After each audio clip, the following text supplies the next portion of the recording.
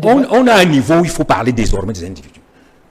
Vous savez très bien que dans beaucoup de pays, la nomination de tel comme ministre de l'économie améliore la bourse.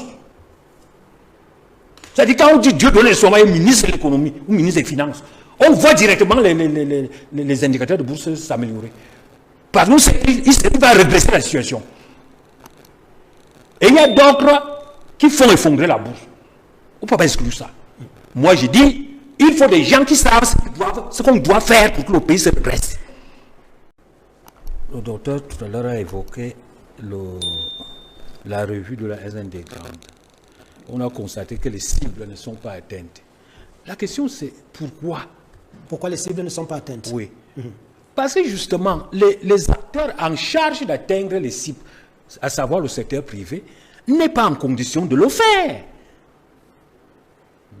Même dans le discours du chef de l'État, il a évoqué la réhabilitation. Vous savez combien de fois le secteur privé se plaint de cette histoire d'infrastructure routière? Mais quelle est la solution? Donc moi je pense que ce que le GECAM a fait, c'est un appel à ce qu'on ait un gouvernement d'abord qui respecte ses engagements, les engagements de l'État et les engagements vis-à-vis du secteur privé. Je ne parle pas de la société civile ou des partis politiques. Le gouvernement doit respecter ses engagements. Ensuite, le gouvernement doit comprendre quels sont les vrais enjeux. On va parler de la CEMA tout à l'heure. Mais les enjeux, c'est l'ajustement structurel.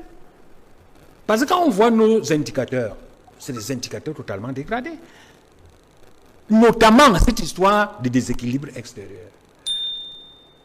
Mais quand on a un gouvernement qui non seulement ne comprend peut-être pas, ou comprend mais fait mine de ne rien comprendre, mais on ne peut que se dégrader. Moi je pense que le GECAM, il ne faut pas oublier que c'est les opérateurs économiques qui subissent d'abord de plein fouet, et en premier lieu, les errements en matière de gouvernance économique d'un pays. Parce que c'est eux qui paient les impôts, c'est eux qui paient les salaires, c'est eux qui recrutent tout ça là. Donc les premières charges, c'est eux. C'est normal qu'ils se plaignent. Et quels peuvent être, Dieu donné son bas, les blocages structurels majeurs qui peuvent décourager l'investissement privé dans un environnement comme celui-ci? Le secteur privé en parle tous les jours. Tous les jours.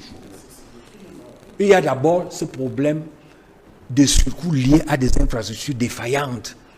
Le problème des routes, le problème de l'électricité qui n'est pas très stable. C'est vrai, ça s'est un peu amélioré.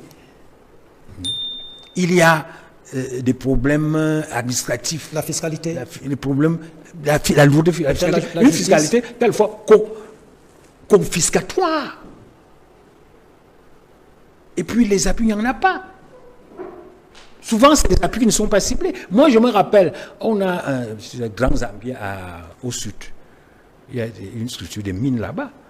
Dans un pays qui a des difficultés sur sa balance courante parce que nous exportons trop peu. On se demande où se dirigent donc les appuis de l'État si on ne peut pas appuyer des structures comme ça. Je ne parle pas de l'import-substitution. Moi, je me suis essayé au poisson, à la production du poisson, qui est l'une des visées de l'import-substitution.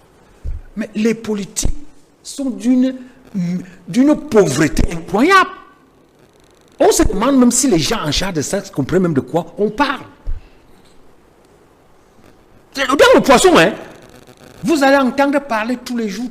Mais quand moi, je me suis, en tant qu'ancien fonctionnaire, mais c'est du n'importe quoi. Donc vraiment, le secteur privé, d'ailleurs, quand il dit qu'il ne parle pas des individus, moi je dis non. On a un niveau où il faut parler désormais des individus. Vous savez très bien que dans beaucoup de pays, la nomination de tel comme ministre de l'économie améliore la bourse. C'est-à-dire quand on dit Dieu donne son ministre de l'économie ou ministre des finances, on voit directement les indicateurs de bourse s'améliorer. Parce qu'il va redresser la situation. Et il y a d'autres qui font effondrer la bourse. On ne peut pas exclure ça.